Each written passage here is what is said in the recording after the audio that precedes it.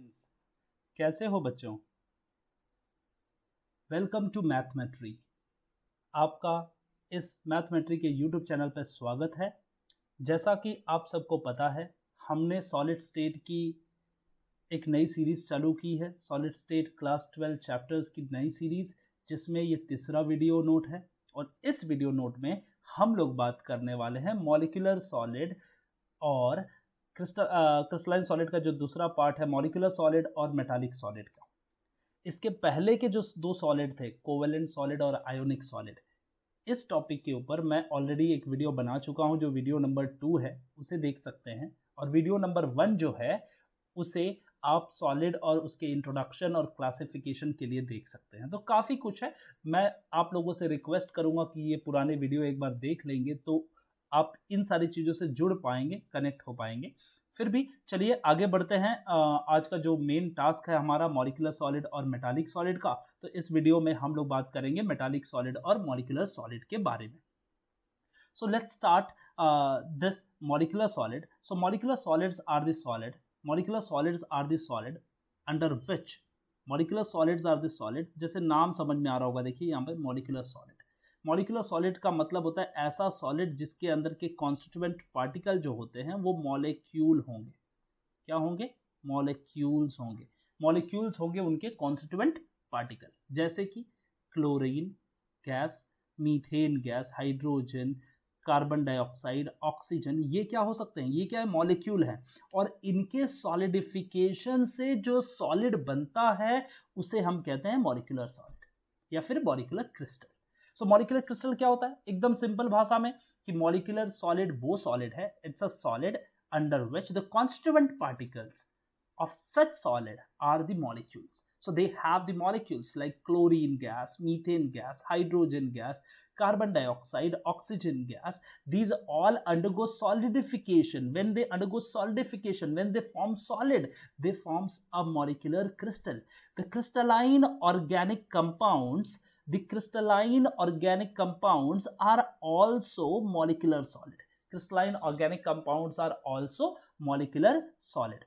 तो ये चीज आपको याद रखनी है कि ऑर्गेनिक कंपाउंड भी क्रिस्टलाइन हो सकता है। ऐसा मत सोचिए कि सिर्फ आयोनिक क्रिस्टल क्रिस्टलाइन होता है, ऑर्गेनिक नहीं हो सकता। हो सकता है ऑर्गेनिक कंपाउंड भी क्या हो सकता है? क्रिस्टलाइन हो सकता है। इसीलिए हम लोग मॉलिक्यूलर सॉलिड की बात कर रहे हैं। यहाँ पर आपको दो टाइप के मॉलिक्यूलर सॉलिड मैं बताऊंगा, polar molecular solid and non polar molecular solid. तो देखते हैं, the constituent particles of a molecular solid are the molecules. As I told, molecules होते हैं इनके कॉन्स्टिट्यूएंट पार्टिकल। जबकि किसी एलिमेंट की अगर बात करेंगे या फिर तो उसके कॉन्स्टिट्यूएंट पार्टिकल क्या होते हैं? एटम होते हैं। जैसे किसी एलिमेंट के कॉन्स्टिट्यूएंट पार्टिकल एटम होते हैं, वैसे ही इसके कॉन्स्टिट्यूएंट पार्टिकल क्या है? Molecules.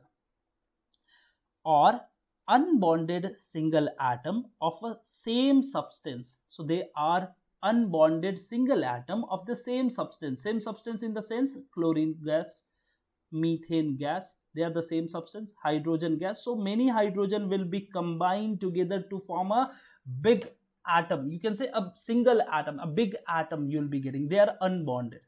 Okay, so that is what they are called as a molecular crystal.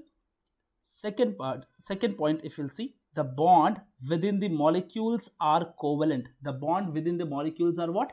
Covalent in nature. So अगर कोई पूछे कि मॉलिक्यूलर क्रिस्टल के अंदर कौन से नेचर का बॉन्ड है, तो आप इनके अंदर बोल सकते हैं कि बॉन्ड कौन से हैं? कोवेलेंट नेचर में होते हैं। The molecules are held together with a various intermolecular force of attraction. Many intermolecular force of attraction will be there. Now your question will come out, sir how many intermolecular forces of attraction are there? कौन से वो force होंगे? आप लोगों ने सुना होगा wander वाल फोर्स, वांडर वाल फोर्स।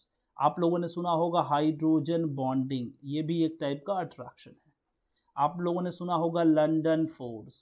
ओके, आप लोगों ने सुना होगा dipole dipole interaction. So many forces आप लोगों ने सुना होगा। तो ये बहुत सारे various intermolecular forces of attraction से बने होते हैं, जो कि केमिस्ट्री ग्रेड 11 के चैप्टर नंबर 10 में आपको पढ़ने को मिलता है। सो पहला पॉइंट इसमें अगर हम देखें तो weak dipole dipole interaction. The first point is what? Weak dipole dipole interaction can be seen. What is dipole dipole interaction? Dipole नाम से ही देखो समझ में आएगा, dipole dipole।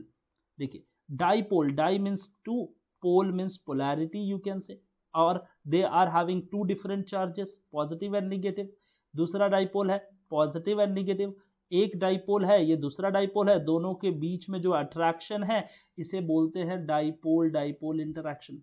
What is dipole dipole interaction? Dipole interaction is an interaction between the two dipole. And now the question will comes in your mind, what is dipole? What is the dipole mean? The dipole means that two polarity should be there. They are having the polarity, they are having two different poles, they are having two different charge. Any point you can make in your mind, that the positive and negative charges. So positive and negative charges, they arrange themselves, positive negative charge arrange themselves that they attract with each other, and there is this attraction, this attractive force is a weak dipole dipole interaction. In such solid, the solid in which there is a weak dipole dipole interactive forces you are getting, such molecular solids are called as a polar molecular solid. What is polar molecular solid? Let me clear over here. The polar molecular solid. See, first of all, first point, if you'll see, what is molecular solid over here? So I said the constituent particle, constituent particle is molecule. The constituent particle is what? Molecule. First point.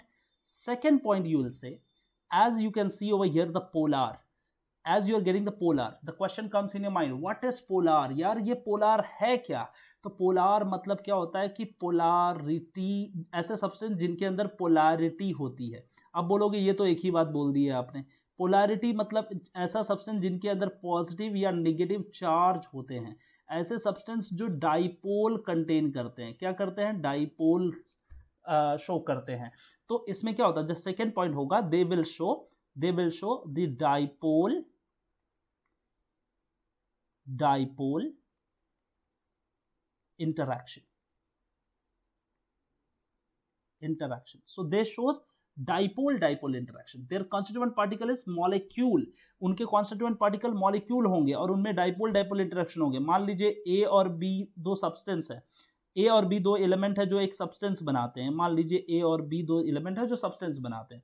ये देखिए A और B है. A मान लीजिए delta positive है, positive charge, B negative है. तो यहां पर भी क्या होगा? पॉजिटिव नेगेटिव, और ये है positive. So what will happen? They will show the interactive forces between them. There is an interaction between these two polar molecule, and this polarity is called as a dipole interaction or polar molecule. So polar molecules are such molecule which are having the dipole interaction, which shows the dipole interaction. चलिए उसकी example देख लेते हैं, जरा देखते हैं क्या लिखा है एग्जांपल हमारे टेक्स्ट बुक में. तो ये देखिए, सॉलिड हाइड्रोक्लोरिक एसिड और वाटर मॉलिक्यूल, और you can say sulphur dioxide, which possesses the permanent dipole. They possesses the permanent dipole and they shows the dipole interaction. Next वाला जो दूसरा टाइप का सॉलिड है, ऐसा सॉलिड जिसके अंदर डाइपोल इंटरैक्शन नहीं होता है, वो ऐसे एटम, ऐसे कॉन्स्टिट्यूएंट पार्टिकल जो डाइपोल चार्जेस, जो डाइपोल की वजह से अट्रैक्ट नहीं होते हैं, उन्हें हम क्या कहते हैं? डाइपोल वीक डिस्पर्सन फोर्सेस और London forces. So weak forces और London forces, they are called in non-polar molecular solid such as solid, that is what, methane, hydrogen, and these forces are also involved in monoatomic solids like argon, neon, and these substances are usually goes at room temperature. तो ये क्या होता है कि आपको, अगर मैं इस चीज को एक्सप्लेन करूं तो आपको बहुत अच्छे से समझ में आ जाएगा. जैसे कुछ सॉलिड ऐसे होते हैं जिनको बोलते हैं हम लोग non polar molecular solid. Non polar molecular solid. देखिए, कुछ चीजें ही याद रखनी है. पहली बात, no polarity, hence no dipole interaction, no dipole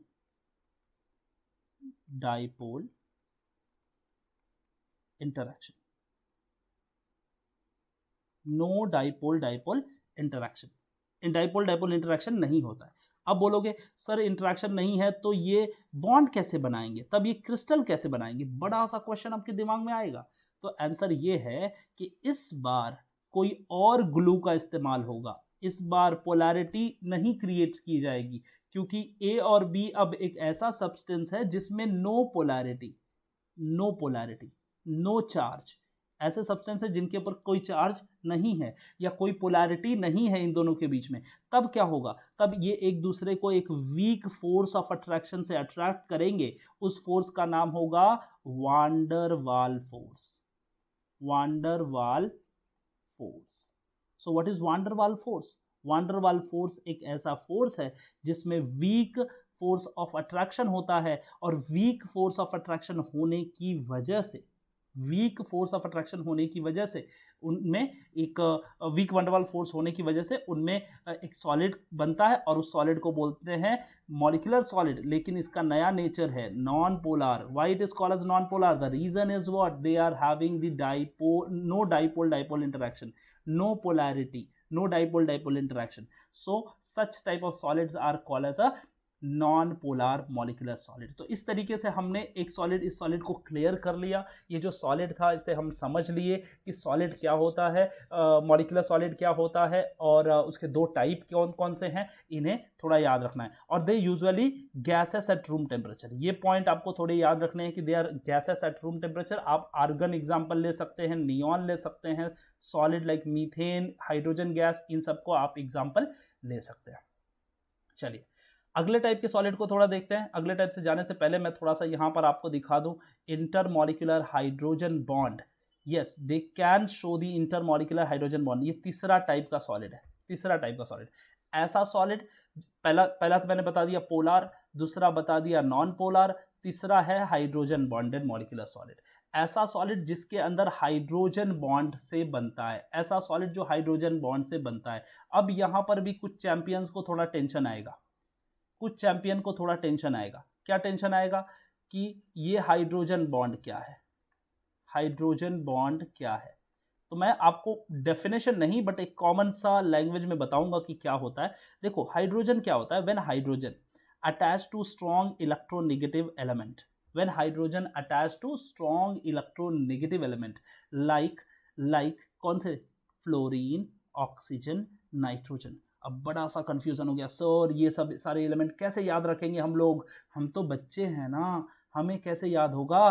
तो आप बिल्कुल याद कर पाओगे। देखिए आप डेली यूज करते हो फोन, तो इस तरीके से याद रख लीजिए फोन, फोन जो कि बहुत इलेक्ट्रोनेगेटिव एलिमेंट है।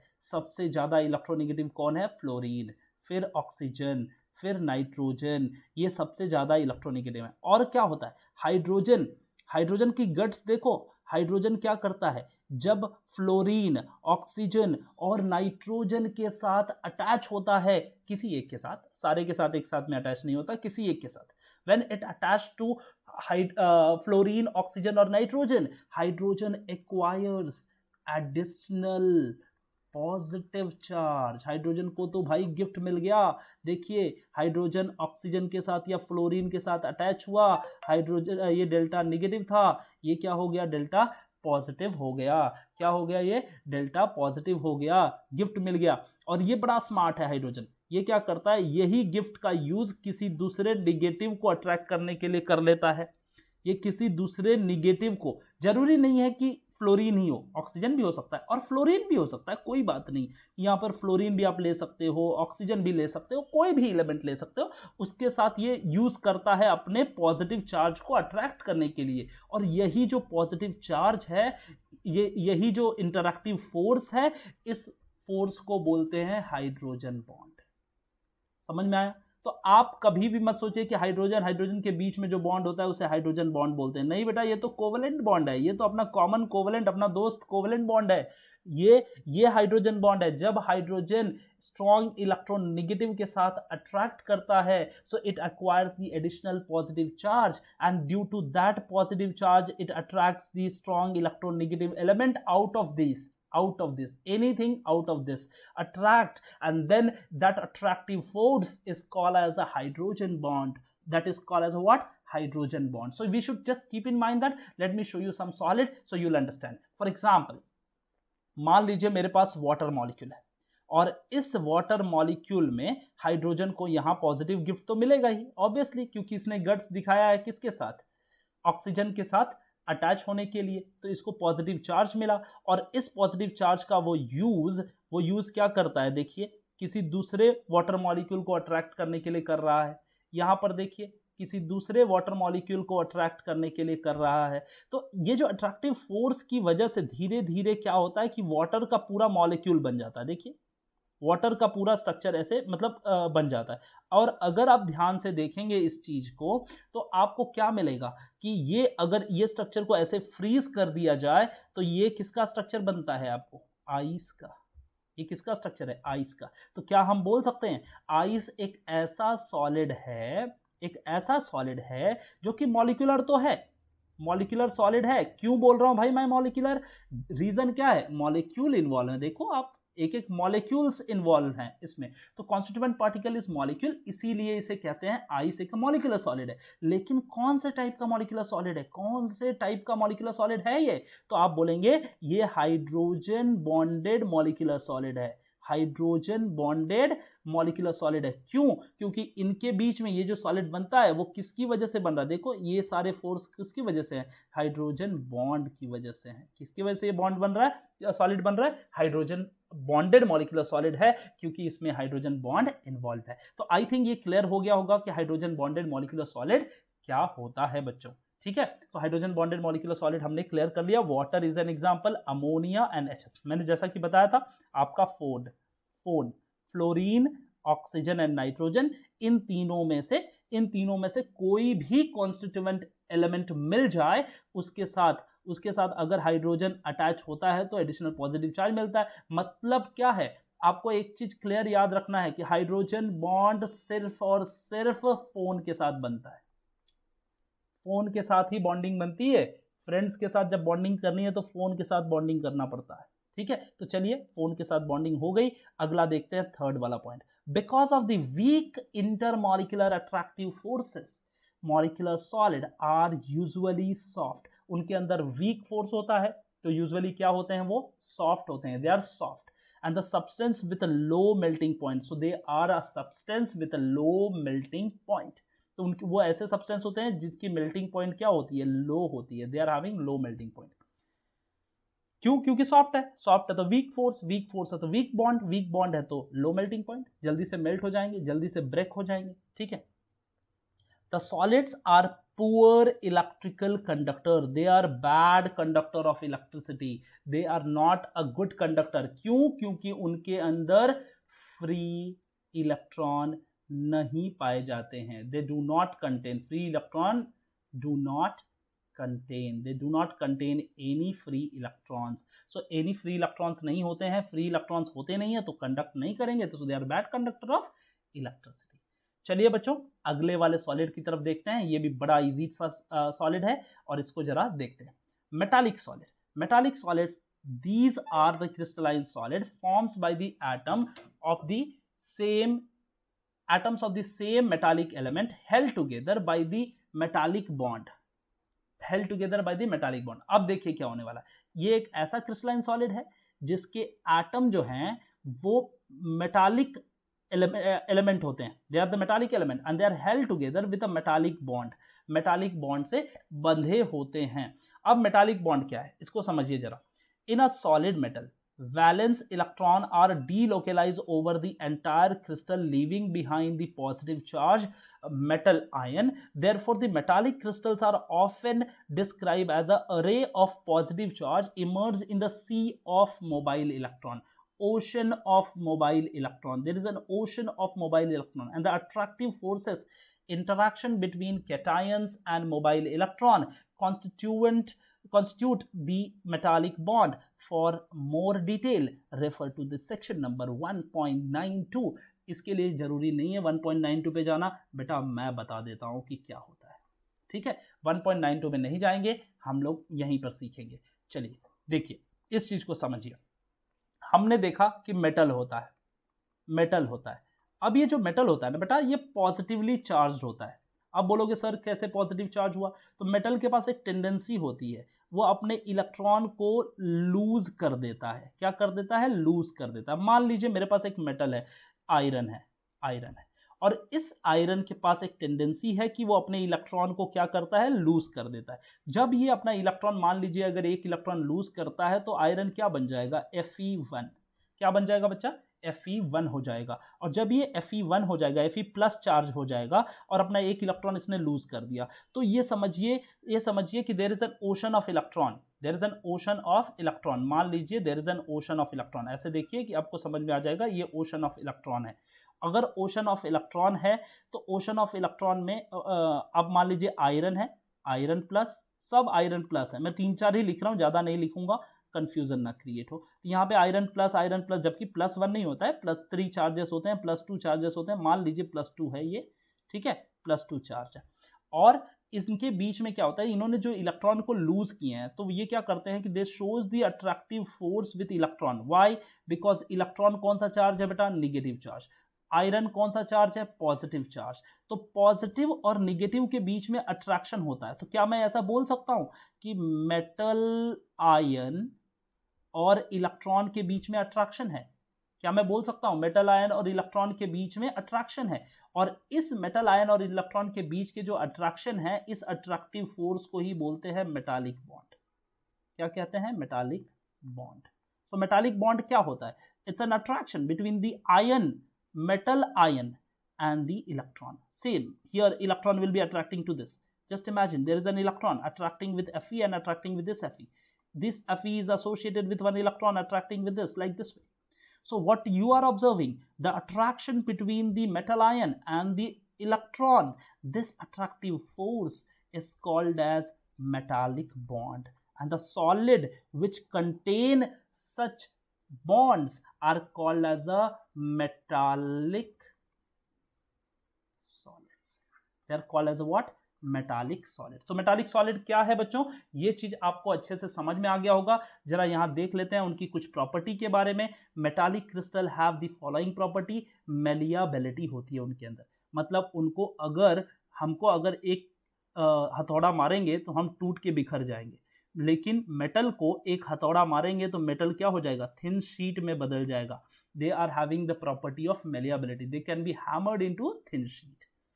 Metals are ductile in nature. बच्चों मेटल्स डक्टाइल होता है, मतलब मेटल को क्या कर सकते हैं? एक वायर में कन्वर्ट किया जा सकता है। तो उसको अगर हम लोग उसको पतला वायर बनाया जाए तो वायर बना सकते हैं। कभी किसी ने लकड़ी का वायर देखा? नहीं देखा। नहीं, क्यों? क्योंकि लकड़ी डक्टाइल नहीं होती है। यहाँ पर ये क्या है? ये they are having ductility. And what is ductility? Ductility means what they can be spun into the wire. Okay, metal have good electrical and thermal conductivity. Metal क्या होता है? Good electrical and thermal conductivity, मतलब या तो heat भी conduct करेगा और electricity भी कंडक्ट करता है। ठीक है, ये तो आप बहुत बचपन में पढ़ चुके हो, उसमें कोई नई बात नहीं है बच्चों। Example metals such as sodium, potassium, calcium, lithium, this is iron, then gold, silver, cobalt, etc. are the example. ये सारे एग्जाम्पल आपके हैं और ये डिफरेंट टाइप के क्रिस्टलाइन सॉलिड थे जिनको हम लोगों ने पढ़ा। अगला जो वीडियो आएगा, आज के वीडियो में इतना ही हम लोग बात करने वाले थे। अगला जो वीडियो आएगा उस वीडियो में मैं आपको क्रिस्टल स्ट्रक्चर के बारे में बताऊंगा, यूनिट सेल के बारे में बताऊंगा और क्रिस्टल कैसे फॉर्म होता है, ब्रेवियाज लैटिस कैसे आते हैं, ये सारी चीजें हम लोग पढ़ेंगे। तो आज के वीडियो नोट में इतना ही बच्चों। अगर आपको ये वीडियो पसंद आई है तो बिल्कुल अपने दोस्तों को बताना मत भूलिए, क्योंकि जैसे आपको ये मदद कर रही है वीडियो, जैसे आपके कॉन्सेप्ट को क्लियर कर रही है, आपके दोस्तों के कॉन्सेप्ट को भी क्लियर करेगी और ये उनके लिए बेनिफिट होगा और सबके लिए बेनिफिट होगा। तो प्लीज़ अपने दोस्तों को ज़रूर बताएं कि ऐसा कुछ सीरीज चल रही है जो उनके लिए फ़ायदेमंद हैं, और शेयर और सब्सक्राइब जरूर करें। Thank you so much for watching my video. Thank you.